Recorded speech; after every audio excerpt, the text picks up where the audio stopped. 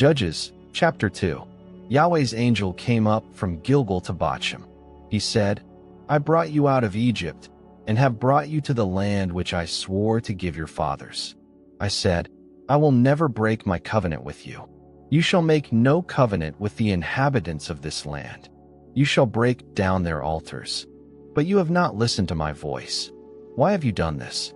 Therefore I also said, I will not drive them out from before you, but they shall be in your sides, and their gods will be a snare to you. When Yahweh's angel spoke these words to all the children of Israel, the people lifted up their voice and wept. They called the name of that place Bochim, and they sacrificed there to Yahweh. Now when Joshua had sent the people away, the children of Israel each went to his inheritance to possess the land. The people served Yahweh all the days of Joshua, and all the days of the elders who outlived Joshua, who had seen all the great work of Yahweh that he had worked for Israel. Joshua the son of Nun, the servant of Yahweh, died, being 110 years old. They buried him in the border of his inheritance in Timnath-Heres, in the hill country of Ephraim, on the north of the mountain of Gash. After all that generation were gathered to their fathers, another generation arose after them, who didn't know Yahweh, nor the work which he had done for Israel. The children of Israel did that which was evil in Yahweh's sight, and served the Baals. They abandoned Yahweh, the God of their fathers, who brought them out of the land of Egypt, and followed other gods, of the gods of the peoples who were around them, and bowed themselves down to them. And they provoked Yahweh to anger. They abandoned Yahweh, and served Baal and the Ashtaroth. Yahweh's anger burned against Israel, and he delivered them into the hands of raiders who plundered them. He sold them into the hands of their enemies all around, so that they could no longer stand before their enemies.